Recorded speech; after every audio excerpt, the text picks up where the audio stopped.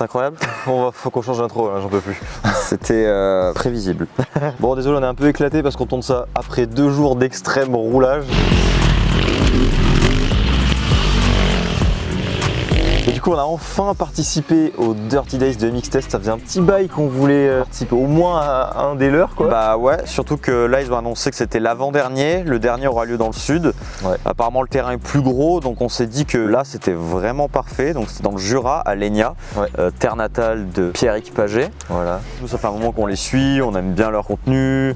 En plus, maintenant, ils commencent à s'intéresser à l'électrique. Ouais. C'est un peu eux qui nous ont donné l'idée de faire les e-track day. Ils ont dû remarquer aussi qu'il y avait beaucoup d'événements typés compétition, et donc ils ont créé cette espèce d'ouverture d'esprit avec des trails, des enduros, des crosses, un peu tout en même temps avec des sessions et tout. Ils essayent de fédérer la communauté off-road au sens large, donc c'est cool, et donc mine de rien on en fait un peu partie à notre manière avec les LEC. Bah ouais, et puis du coup on avait envie de voir qu'est-ce que donne l'organisation. Alors c'est sûr que c'est un tout autre niveau, mais parce que l'off-road thermique c'est 1 milliard de fois plus développé que l'électrique off-road. Ouais. Nous on est dans une niche, donc quand on fait un événement c'est compliqué de rassembler plus de 20-30 personnes.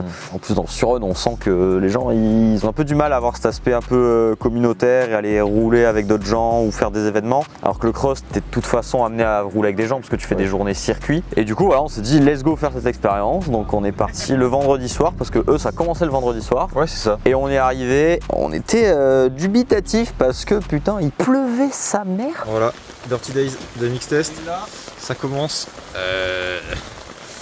On aurait peut-être dû faire Châteauneuf-les-Martigues, non? Ouais, le Jura, fallait s'y attendre. Hein. Moi j'avais un peu espoir parce qu'il a plu, mais pas non plus tant que ça. Et on allait sur le terrain et en fait c'est une texture très dure. Du coup, il n'y avait que le dessus de la terre qui avait l'air bien glissant. Et puis surtout, de se rendre compte aussi des dimensions. Enfin, on avait beau avoir eu un aperçu avec leur test de la Ampera qui s'était fait sur cette piste. On avait un peu peur, surtout que la Ultra B, on l'avait testé au Gazélec à Strasbourg. Et on avait été un peu déçus parce qu'on passait quasiment aucun saut. En fait, le circuit, c'est un gros circuit de MX. Tout de suite, des grosses tables. Bah ouais, mais tu vois, même le step-up, tu vois, il fallait le tirer. Ouais. Pour moi, la Ultra B avec juste une roue de 21 et des pneus cross, je m'étais dit, elle pourra pas faire du cross, elle pourra faire du terrain de pit bike comme fait bien la Surrun. On s'était dit on verra, dans tous les cas au moins on s'amuse, donc c'est pour ça qu'on avait pris aussi la thermique parce que à côté de ça on a la Lightbee qui sort 22 kW, donc elle on savait qu'elle allait pouvoir sauter etc, ça y avait pas de problème. Vendredi soir c'était petite soirée tranquille, on a pu un peu discuter avec eux, voir le planning, voir le début de l'orga, de l'ambiance, retrouver Nanou et Julien. Oui puisque si vous le savez pas, le cadreur monteur de MX Test roule une Surrun. Je sais pas si c'est son meilleur pote, mais très bon pote, Julien, roule une Surrun aussi. Donc on n'était pas les seuls en électrique. Ils ont des Surruns qui sont bien prépas déjà. Et on a appris aussi le vendredi soir qu'il y avait Quentin de MTO. Mais oui. Ça va toi? Ouais, nickel. Quentin avec un garde-boue. Ça me choque autant que quand nous on le met. J'ai du mal à y croire. Ah c'est cool que tu sois venu. Il avait prévu d'aller à la Leagues Cup mais météo pourri, méga loin. Donc il a dit ok je vais aller au Dirty Days, ça sera mieux, il y aura John Will. Non vraiment cool Quentin, on avait roulé avec lui à Lyon, on l'avait pas revu depuis. À chaque fois on dit qu'il faut qu'on fasse des trucs et tout, donc trop content qu'il soit là. Et puis voilà, le vendredi soir rien de... Non on avait hâte hein. On avait juste trop hâte de rouler, moi j'ai pas dormi. À chaque fois qu'il y a un événement je dors pas, j'étais là, je me suis couché à 2h du matin, réveillé à 8h. Rouler. Ah ouais, j'étais en train de me dire ok ce saut est-ce qu'il va passer et tout. Surtout qu'on allait repérer, en fait il y a une ligne de table qui fait table de 2-3 mètres, table de 5 mètres, table double de 8 mètres et une table de 22 mètres. Enfin entre 20 et 25 selon là où on se pose, mais bon 22 en moyenne. Et moi je m'étais dit en light B, vu que la ligne est bien faite et moi je m'imaginais plus le faire en ultra qu'en light, hein, vu la gueule du truc. Ouais. Bon on s'était dit on verra, on s'attend déjà les autres sauts, on s'était dit peut-être ça peut passer, mais celui-là c'était du bonus. Au taquet le samedi matin. On se retrouve là-bas, un peu en retard parce que les gens commencent déjà à rouler. Ouais, et que nous on a filmé 2-3 images de la Light B. Ça travaille là. Et moi je mange. Là ça fait bizarre, c'est pas un e-track day où il y a 10 vannes. Là ça grouille de partout. Alors je sais pas s'ils étaient 150 au total. Nous on s'est installé à côté de gens qu'on avait rencontrés la veille. Un copain de BHR. Un mec qui avait une BHR, donc on a un peu discuté, sympathisé, on s'est mis à côté d'eux et tout. Il y a une marche arrière, ça c'est pas possible. T'as vu ça? Faut que je sois le moins fatigué possible sur la piste. Donc nous, de base, ils nous avaient prévu de nous faire rouler. En fait, il y avait catégorie A. On n'a pas roulé avec les A parce que les A étaient vraiment énervés, on n'avait pas envie de se faire rouler dessus. Mais avec les B, il y a eu des bonnes batailles et tout. Et après, C, c'était les vintage et D, c'était les trails. Nous, ils avaient prévu de nous faire rouler avec les trails parce que ils sont pas beaucoup, ils savaient pas trop comment nous ça allait rouler. Ouais, c'est normal, on est avec les trails nous. Vous pouvez y aller. Bon bah ça a l'air gras. Oh putain le réveil. Oh l'ornière. Oh là là le petit wheeling et tout. C'est vraiment incroyable gros, c'est trop bien. Ils font quoi arrêter?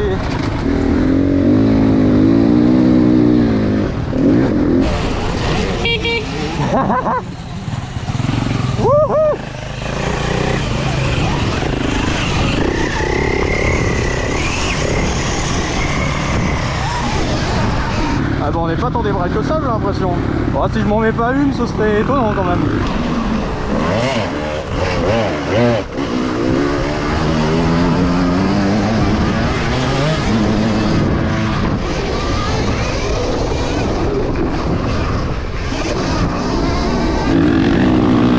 Oh la vache. Wouhou. Wouh. Et bah alors les ornières les gars.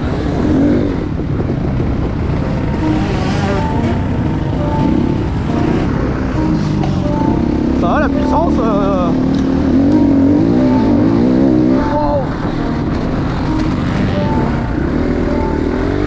Moi le truc qui me faisait peur c'est qu'il y avait beaucoup d'herbe sur le terrain. Autant dire qu'on est arrivé, il y avait eu 2 sessions, il n'y avait plus d'herbe déjà. C'est ça, tout est labouré. Et au final, eh ben putain ça grippait hein. Ouais, moi je suis parti avec la Ultra d'entrée de jeu, Ouais. la BHR. La première journée j'ai eu beaucoup de mal, Ouais. j'ai quasiment rien sauté, j'étais pas à l'aise. Mais j'étais loin d'être à la traîne. Et ben moi aussi avec l'Ultra, mine de rien, Ouais. je m'étais dit, oh, pneu plus lourd, puissance d'origine, le gras partout, la couronne un peu plus grande. Je vais me faire croquer par tout le monde qui ont des 2 temps, qui prennent des tours l'infini. Bah, après au début on a roulé avec les trails, mais en tout cas on voyait Oui. que dans les ornières, elle se plaçait. c'est ça. En fait c'est une light B, mais dimensionnée pour du cross. Ça passe. Tu m'as arrosé enculé. Oh, la gueule de l'ornière.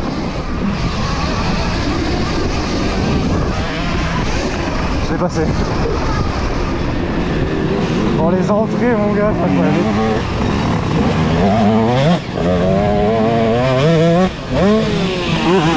Le point mort. Oh.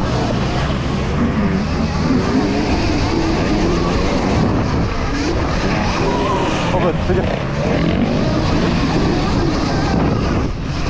Vraiment tiré, grand gaz, elle est trop bien.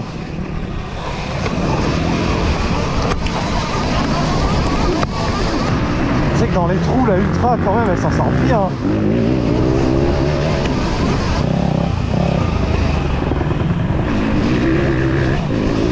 Ouais.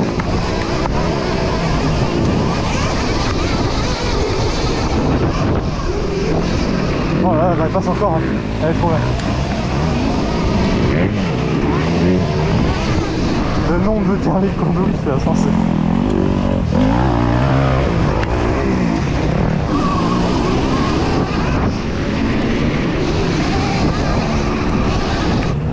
Bah alors, Oh.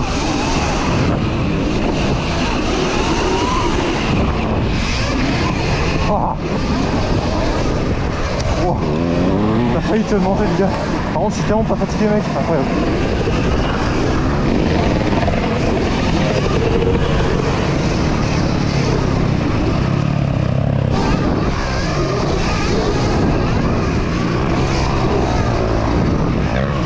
J'ai passé la 2e table. J'ai fait l'enchaînement en première, deuxième, ouais. Le grip, c'est un délire. Ouh. Un peu trop se crever. Moi j'étais tellement surpris. Ouais. En fait, tellement un goût amer entre notre premier essai avec les pneus qui glissent partout et le Gazellec surdimensionné. J'étais encore un peu mitigé sur la Ultra, mais alors là, c'est Moi vraiment le meilleur exemple que j'ai c'est cette 2e épingle où il y avait une ornière mais qui faisait inter et on se mettait là un peu sur l'avant, on sort le pied. Oh là là mec c'est précis. et elle ressort en Et elle en wheeling, ressort. hein. En wheeling, elle tournait vraiment étonné. Même moi qui galérais sur la BHR, au final je m'en suis bien sorti et pas dégueu par rapport au thermique. Au début on a roulé avec les trails et après on a décalé avec les vintage. Ouais, c'est ça. Vintage mais pas que. Ça donne des images incroyables de 30 ou 40 ans de différence entre les V4. Clairement. Et surtout de technologie, tu sais. Encore tu vois une vintage face à une thermique moderne. Oui. Tu vois, mais là il y a vraiment un gap. C'est énorme. Ah ouais, toi t'es old school. Tu veux passer de ça à ça quoi. Mais on se marre quand même quoi. Ouais, on se marre et surtout la Ultra vraiment pas dégueu parce qu'on est là, même au milieu des vintage où il y a des mecs qui roulent, ça prend les exters, ça prend les inters, ça ressort plus fort. On sent que quand on sort d'une ornière, on est poigné dans l'angle, on attend un peu que ça se passe. Mais une fois lancé, elle prend de la vitesse et tu gardes ta vitesse dans le virage. Et il lui manque vraiment pas beaucoup de puissance. Ah ouais, oh un peu court. Est-ce que je prendrais pas une trace au milieu pour les fumer? Hop là, tout en douceur. Oh, en fait elle a de l'allonge. Ah, c'est vrai que les suspensions elles sont tellement mieux dimensionnées. Putain, j'avoue qu'elle donne envie hein. Non mais pour moi elle passe 1000 fois. Mec, j'ai trop envie de la sauter. Ouais. Oh. Du coup on passe la matinée, les gens ils commencent à venir à nous poser 2-3 questions, à être étonnés de la puissance, de comment ça roule. Comme d'hab, hein, les rageux c'est que dans les commentaires. Ouais, en fait c'est ça. De quoi? Ça a l'air d'être bien sympa. Ouais, c'est marrant. Ça manque un peu de chevaux encore. Mais on va les préparer. On a personne qui est venu nous voir en mode c'est de la merde, genre des mecs en mode étonnés de comment ça marche et tout. C'est vrai que c'est des petits gabarits. Et même en écoutant les discussions un peu autour, quand on est camouflé dans la foule et qui regardent les élèves de Julien ou de Nanou, ils disent ouais ça je sais pas trop. Enfin, tu vois, ils sont pas dans le c'est de la merde quoi. Mais il y en a un autre qui dit ouais mais tu vois moi dans la forêt je peux plus rouler donc tu vois que les mecs ils réfléchissent au truc. Ok, ils sont peut-être pas fans parce que plusieurs fois on nous l'a dit le bruit ça manque pas, mais on leur dit ça apporte tellement de choses et ils arrivent à le comprendre. Ils se disent putain mais c'est vrai que moi j'adorerais retourner rouler dans la forêt, avoir les sensations de vitesse, pas être emmerdé et faire chier personne quoi. Et du coup après début de matinée, donc plus le temps passait, plus la terre séchait, plus le terrain était bon, plus il y avait de grip. Ouais c'est clair. Et après on a sorti de la Light B. Donc moi je la prends en premier, toi tu restes sur l'Ultra. Ouais parce que je la surkiffe. Et on part rouler et là putain la Light B. Donc on avait 22 kW quand la batterie est chargée à 100%. On part, c'est puissant. Et après, je sais pas s'il y a même encore plus de puissance ou en tout cas t'as la même, mais t'es là et dans les lignes droites et même s'il y a des trous, elle lève et t'es en mode wow. Et genre c'est méga puissant. Une machine à wheeling. La courroie qui encaisse.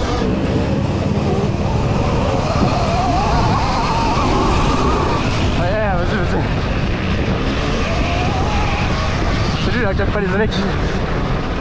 Oh là là.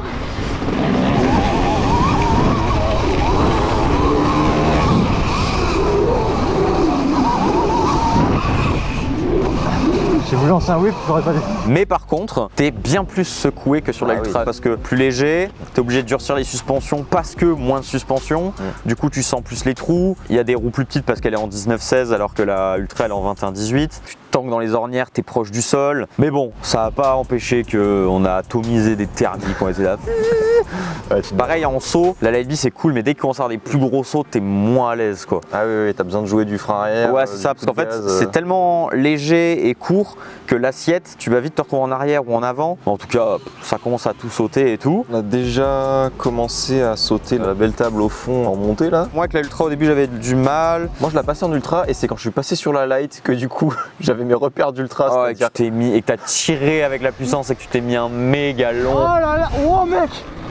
Oh t'étais long. J'ai atterri derrière à place. Moi j'arrive moins à tirer que Jo. En fait j'ai l'impression que je suis plus à l'aise en l'air, mais que toi que quand t'as besoin de tirer tu arrives mieux. Ouais, c'est ça. Enfin, moi en fait j'ai ce réflexe de vélo de tirer un boniop dans le kick, alors qu'en moto il faut plus comprimer les suspensions et se détendre vraiment à la fin du kick. C'est ça. Et ça c'est un truc que j'ai encore un peu de mal. Du coup Jo il arrivait bien à sauter et du coup avec la Light B il s'est mis à plat derrière. Je crois que c'est vraiment le plus long des longs que tu t'es mis. Ah ouais. Avant c'était le crassier, là c'est ici. Parce que vraiment moi je l'ai vu derrière, j'étais en mode oh mon dieu, puis je l'ai vu et un peu guidonné, je me suis dit il va finir derrière. Non, il a bien. J'ai eu peur que tu te prennes un petit coup d'accel. Ouais, non, ça c'est ce qui m'a sauvé. Ah bah voilà, c'est qu'il y a un peu de dead zone et du coup j'ai pas pris le coup de gaz. Mais du coup on avait switché. Moi je commençais à surkiffer la Ultra B, c'est ça en fait. Même les suspensions d'origine sont vraiment bien et du coup ça encaisse et putain on prenait ça freine, ça. Ouais. Dans la fourche, les trous, je commençais il y a des fois vraiment tu sentais le guidon qui faisait droite-gauche. Bah après aussi, donc moi j'ai réglé comme je pensais, j'avais pas mis assez de rebond. Mais en tout cas, voilà, ça encaissait quand même bien mieux que la light. Mais manquait un peu de puissance, mais on a kiffé.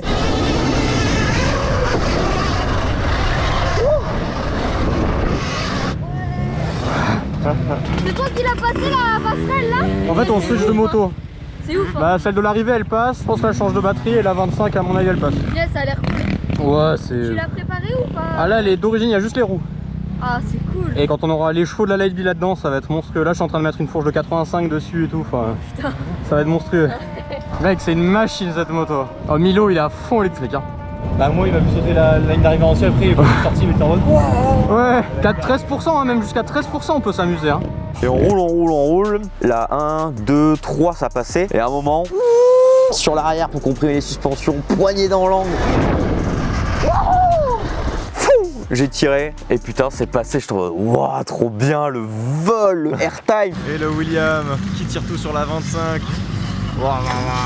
Surtout avec une ultra d'origine, il y a juste la roue avant 21 et des pneus. Et du coup je sais plus si Joe était derrière ou quoi, mais en tout cas. Non, moi il a fallu que tu la valides, c'est comme d'hab, vous commencez à comprendre, mais dès qu'il fait un truc, c'est là où je me dis ok c'est faisable.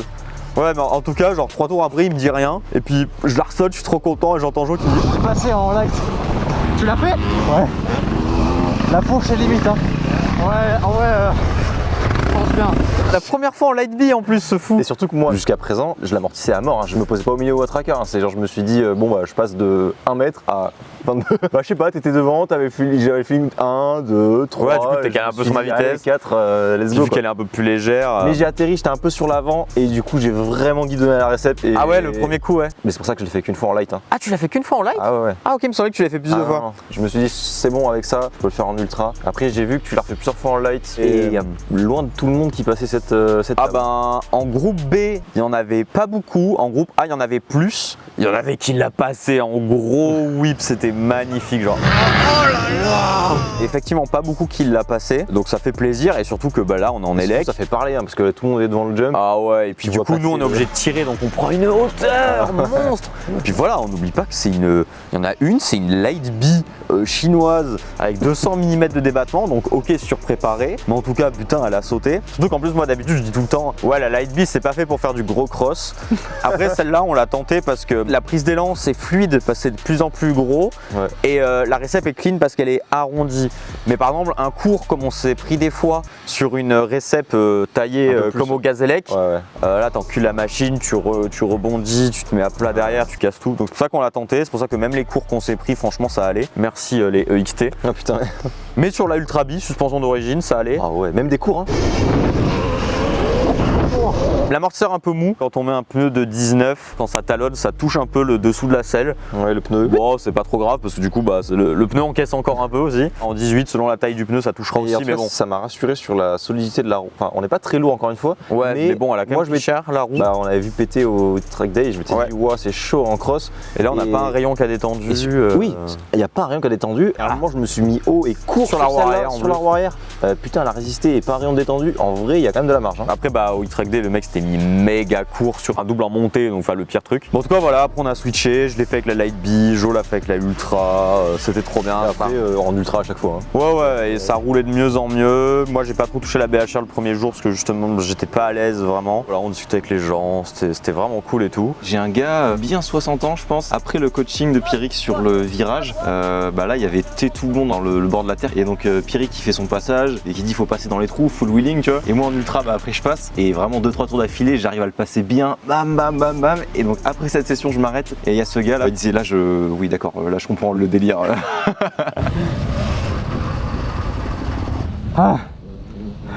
On leur laissera faire leur récap, mais entre les jeux, les trucs en pit bike, on a fait un peu la pit bike. T'es inscrit ? Ouais, mais j'ai jamais roulé un truc comme ça et je viens de la moto électrique, donc. Ah bah courage.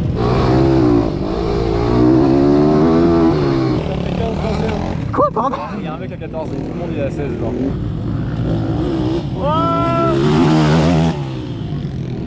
Oh le bâtard! Quentin il est chaud! Ouais, j'ai la pression là.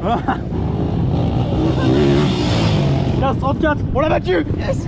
Nous on a fait la pit bike, alors on a fait des bons temps, mais on n'a pas réussi à se qualifier. C'est des chronos du coup. Ouais, bon après c'est la première fois qu'on était sur une pit bike. Oui, déjà. La majorité était en 16 secondes, nous on a tourné en 15 et les meilleurs ils étaient en 14. Mais voilà, du coup pas dégueu, puis c'était fun. Ouais, grave. Après les quiz, voilà, faut s'y connaître en thermique, nous on n'est pas assez là-dedans, donc on n'a pas trop suivi. Mais il y a des gens qui nous connaissaient, qui connaissaient la chaîne. Il y avait un mec, il avait un cadre de Honda, mais un moteur de Husky ou de KTM, je sais plus. Un moteur, c'est un 2,5 avec un kit 300, une espèce de prépa de fou furieux. Il m'a dit c'est rare, hein. Franchement vous en verrez pas souvent. Ouais, suspension, enfin voilà, la moto folle et tout. Je mets un inter, je passe comme j'ai passé beaucoup de mecs en thermique.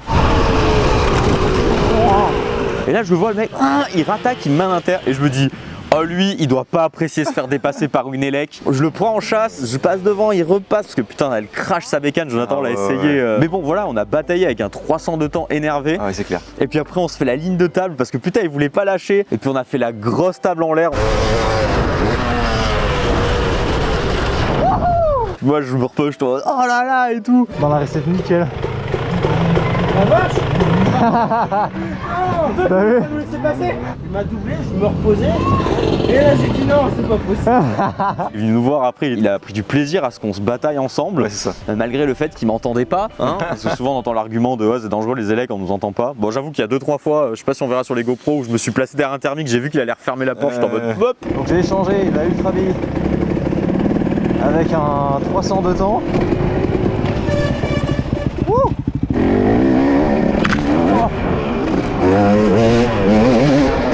Alors? C'est trop maniable. T'as vu ça? Comment tu te places? Mais ça donne. Tu te sens trop en confiance. T'as vu? T'as trop envie de sauter en fait. Et il va y réfléchir, il va suivre comment on l'upgrade, voir ce qu'il est faisable de faire parce que ça le garde vraiment. Ouais. Et en fait on a croisé plusieurs personnes qui disaient que justement étaient intéressées par la Surrun et tout, ou qui nous connaissaient, du coup ça fait vraiment plaisir parce que là on était vraiment pas sur un événement où on était à notre place, enfin à notre place. Et au final bah si on l'a été, puisque ben voilà on a gêné personne, on a roulé, on a suscité des questions. Et... Du coup le soir on a mangé avec tout le monde, on a discuté, on a regardé un peu le quiz et puis après on est rentré parce que on avait les bécanes à recharger. Ah oui, et du coup c'était le samedi qu'on a roulé avec Quentin aussi. Oui, du coup on a beaucoup roulé avec Quentin aussi, beaucoup discuté avec lui, enfin voilà. Quentin se fait chier, il est trop loin, enfin, il est à Lyon, faut qu'on roule plus de fois ensemble parce qu'on a vraiment la même vibe. Ah c'est trop bien, moi j'ai vraiment... Bon t'étais aussi là, après t'étais un peu plus fatigué. Ouais, moi j'étais plus fatigué. En gros à un moment on part tous ensemble, moi je reste devant, j'avais la Light B c'est ça? Ouais j'avais la Light B, je reste devant et tout, parce que beaucoup de puissance, blablabla, et je le vois pas trop, et à un moment je commence à fatiguer, Quentin me double, je les vois se batailler, j'arrive pas, je les ai laissés, et puis bah il y aura la GoPro de Joe, ils se sont... On passe, on se repasse, on s'attend,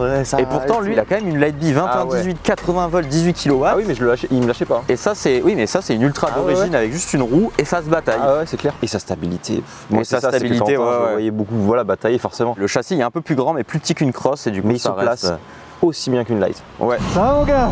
Nickel.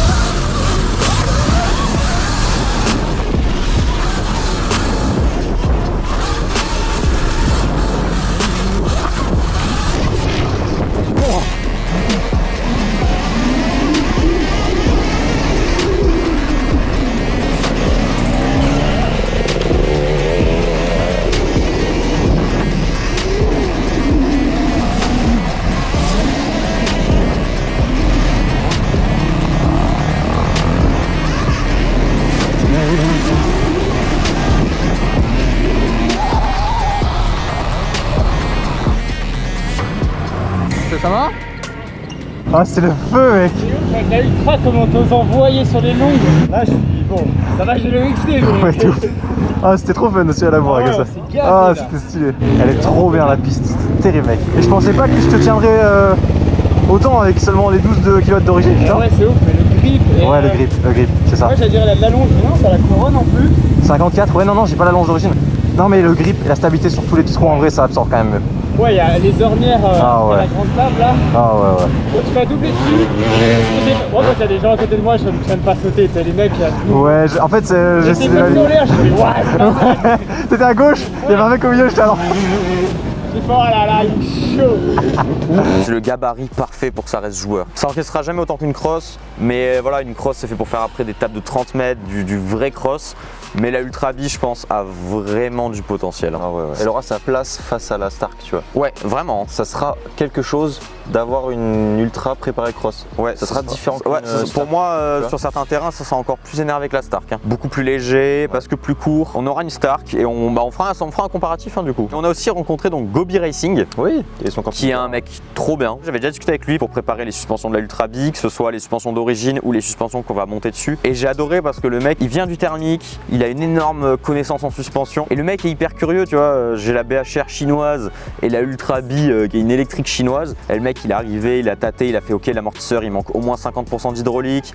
Il a testé la fourche d'origine de la Ultra, il a dit, elle a l'air vraiment pas mal et tout pour une fourche d'origine. Il manque peut-être un peu de rebond quand même. Parce qu'en fait, moi, j'avais fermé le rebond parce que sur la Light B, en fait, vu qu'il n'y a pas beaucoup de débattement, s'il y a un peu de rebond, quand on atterrit, elle remonte et ça a tendance à nous éjecter sur l'arrière. La Ultra, vu qu'elle est plus stable et qu'il y a plus de poids, on peut quand même mettre plus de rebond. Donc voilà, il m'a dit, mets un peu plus de rebond et tout, et on a trouvé ça vachement bien le dimanche. Ah ouais. Donc Gobi, vraiment bien. Il y aura peut-être moyen qu'on ait un partenariat avec lui sur les prépas et l'entretien des suspensions de la Ultra B. Donc parce que l'amortisseur, voilà, il est un peu mou, on va faire des ressorts et tout. La fourche de 85 va passer par lui, de toute façon aussi. Oui, voilà, mais bon, pour les gens qui resteront sur les suspensions d'origine, qui ont un gros potentiel, on va faire un truc. Le dimanche, rebelote, on était chaud là. Bah, en fait, moi j'ai eu peur. Genre vraiment le matin, je me suis dit, oh le dos. Et bah des fois on fait une journée cross des fois et on est rincé. Et là deux. Puis on a bien tourné beaucoup quoi. Tu m'as dit c'est lequel en premier, oui déjà. L'orange. Moi j'ai droite. Ouais. Sur les bonhommes. Ah bah vas-y.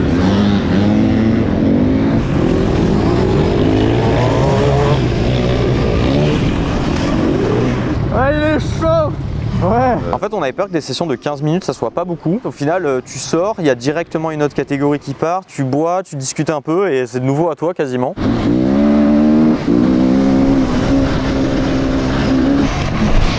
Ça va. Derrière, ah, yes.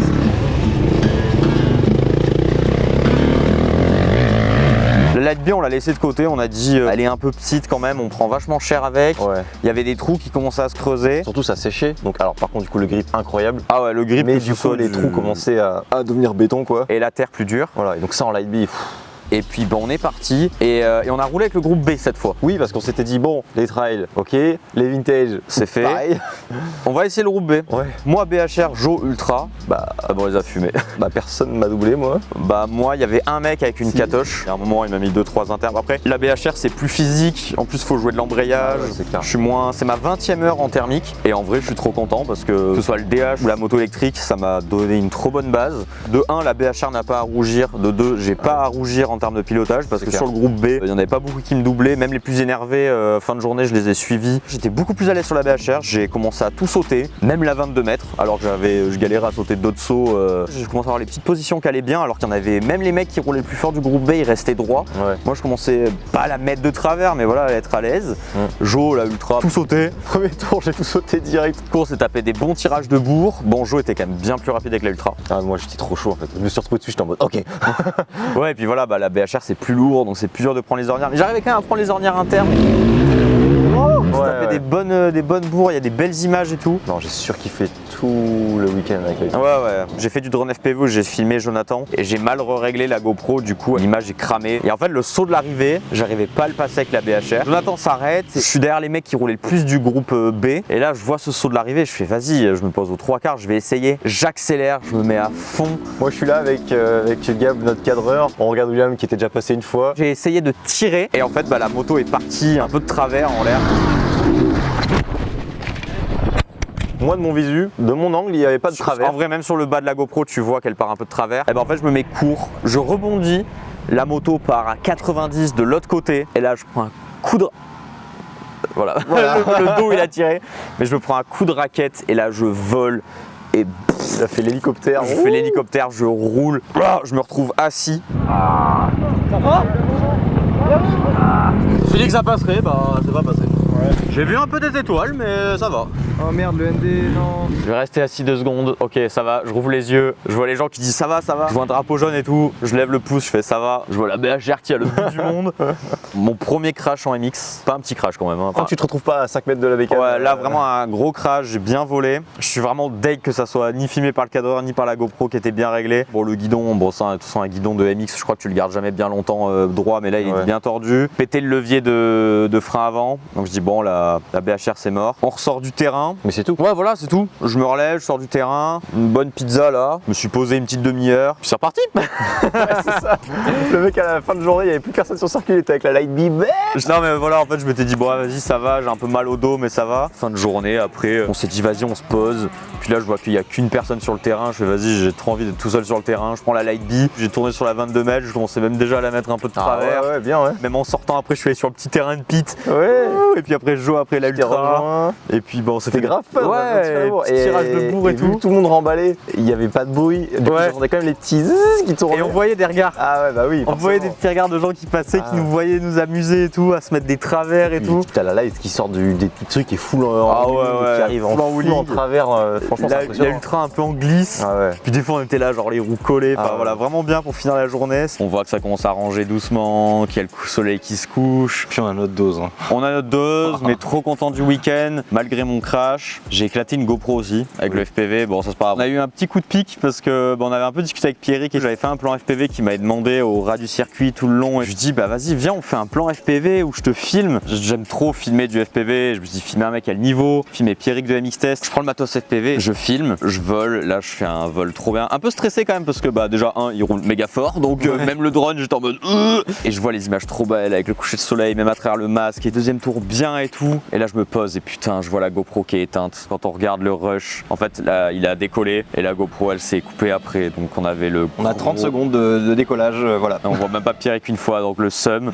Moi j'enregistre ce qu'il y a dans le masque, donc on va voir ce qu'on arrive à sortir avec ça en images. Parce qu'en fait on a une IA qui upscale les vidéos, mais pour Pierrick je suis dégoûté, surtout qu'on les voit pas souvent. Ils ont un planning chargé et puis bah ils font rarement des feats. Donc on rêverait de faire une vidéo avec eux, mais peut-être ça arrivera pas. Et il nous avait dit j'aimerais trop filmer à Loon Plage en FPV, mais Loon Plage c'est à 6 heures de route. Peut-être qu'un jour je me taperai la déterre un week-end d'y aller. Je verrai avec lui, mais en tout cas je suis dégoûté que la GoPro elle est plantée sur ce truc. Même Jordan, le monteur de MX Test, il a une GoPro, il sait que des fois c'est chiant, ça plante sans aucune raison. Et là c'était le pire moment. Fallait que ce soit... Franchement, c'est pas contre toi, mais j'aurais préféré qu'elle plante quand je te filmais toi que quand je filmais Pierrick. Hein. J'ai vraiment un seum intersidéral. La vidéo elle aurait été incroyable. Mais bon bref, ça gâche pas le week-end, c'était quand même cool. La ultra préparée, ça va être vraiment une dinguerie. Ils ont dit que c'était l'avant-dernier, donc et que l'année prochaine il y avait une nouvelle formule. J'attends de voir ce que ce sera cette nouvelle formule, mais putain j'aurais adoré en faire d'autres et y aller avec la ultra préparée et même les faire parce que bah c'est trop bien. Mais du coup on va peut-être faire d'autres trucs. Alors à voir, mais par exemple il y a FSLC, enfin Flow sous le casque qui fait les Vroom Vroom Days. Vraiment chaud à faire des événements thermiques comme ça. Bah, on sait qu'on a notre place, le niveau et qu'on peut faire des choses. Même les coachings de Pierrick, c'était vraiment cool. Est-ce que la piste vous plaît? Oui. C'est pas trop grave? Peut-être. Ça va mieux là. Il y a des ornières un peu? Bon. Et moi, freinage, c'est celui que j'ai le plus kiffé. Ouais, c'est clair. Il a expliqué vraiment la position de se mettre en arrière et avoir le dos au moins droit, voire courbé, alors que nous, on est tout le temps crapaud et un peu sur l'avant. Moi, je vois des vidéos de Dette Lorenz qui passent et tout, et en fait, genre, il a quasiment jamais le dos courbé. Il est au moins dos droit, voire cambré. Ça, c'était un des coachings sur la fin du week-end. Et j'aurais aimé que ce soit l'un des premiers en vrai. Ah oui, parce que j'ai vraiment senti que les derniers tours, bah effectivement, on encaissait mieux et ça fatiguait moins. Et du coup, il faut faire ça sur les freinages et les axels, donc en fait, quasiment tout le temps. Tu verrouilles ta colonne, ce qu'il disait, et du coup, t'es plus pour rigide. éviter soit de partir sur l'avant quand tu freines, soit de faire embarquer par la moto quand tu pars. C'est une sacrée mécanique, hein.